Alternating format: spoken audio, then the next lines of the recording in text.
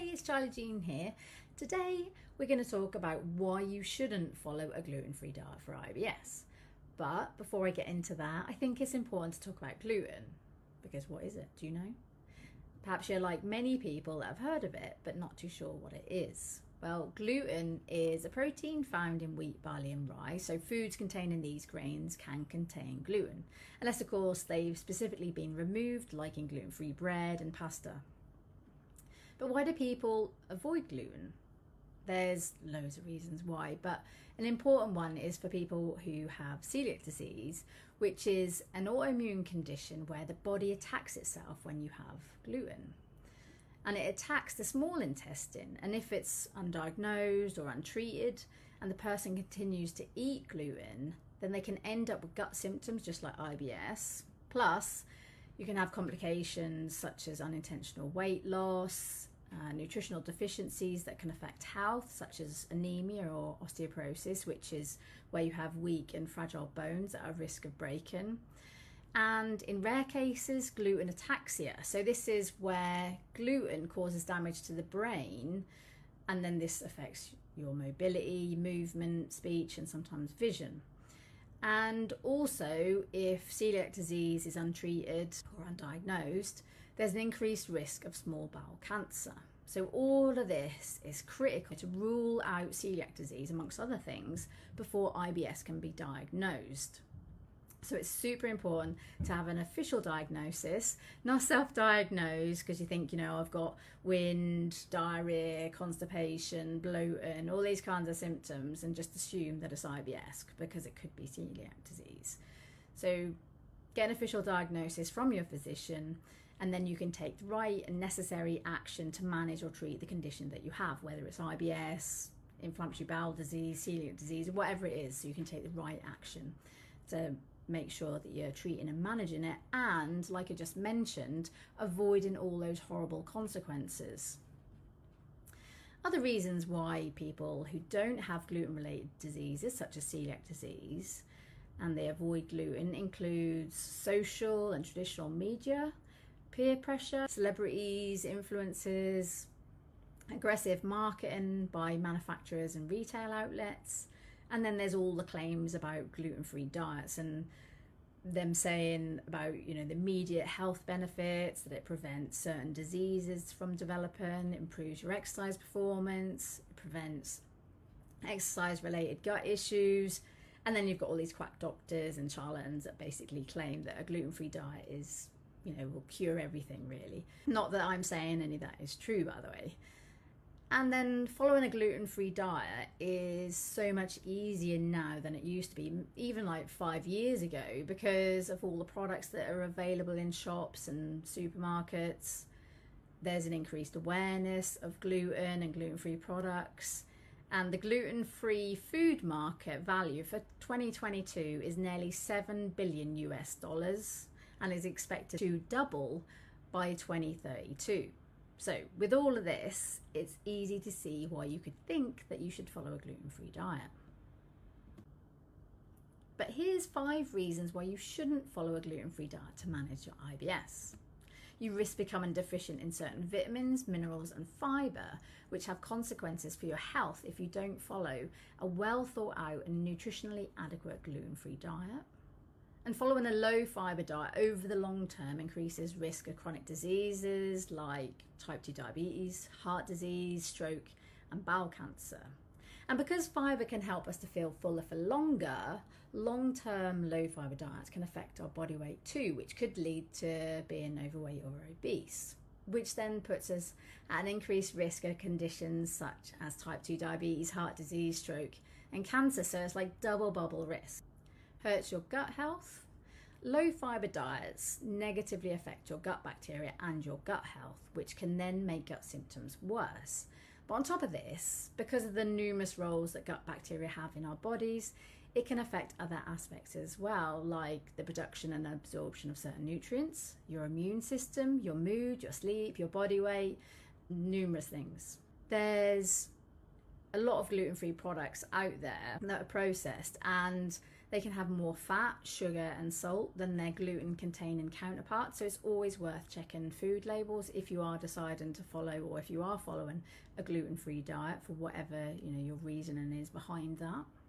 You pay more for gluten-free products than their gluten-containing counterparts. And here's another crucial point.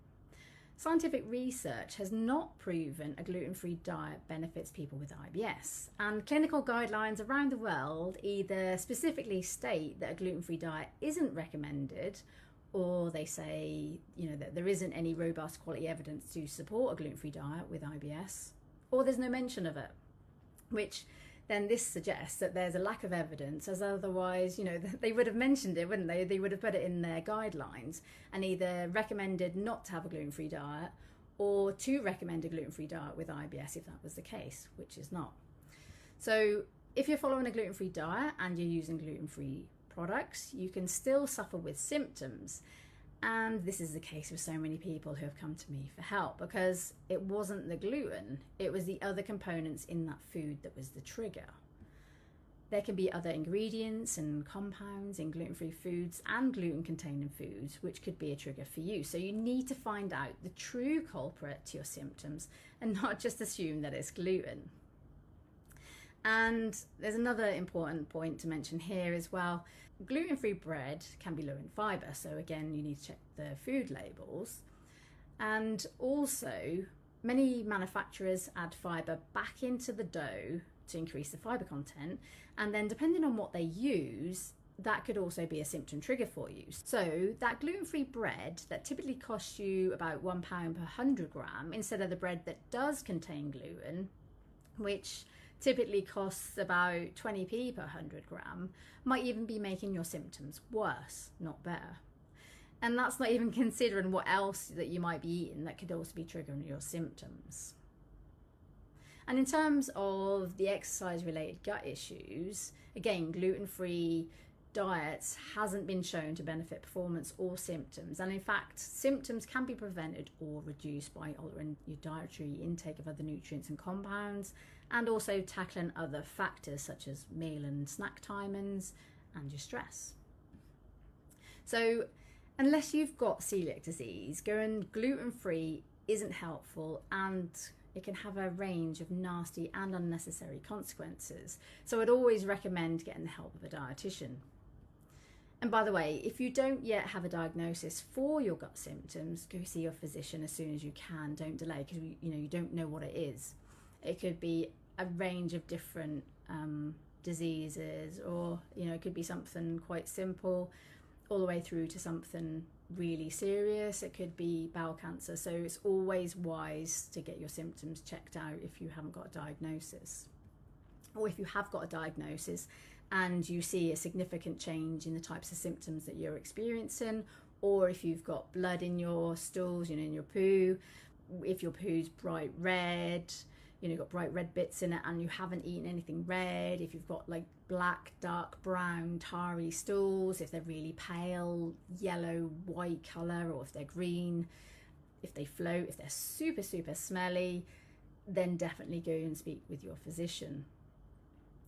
And leading up to having a diagnosis, you need to make sure that you're having gluten in at least one meal a day for at least 6 weeks before they test you for celiac disease, because they're testing you for specific antibodies in your blood that your body produces when you've eaten gluten.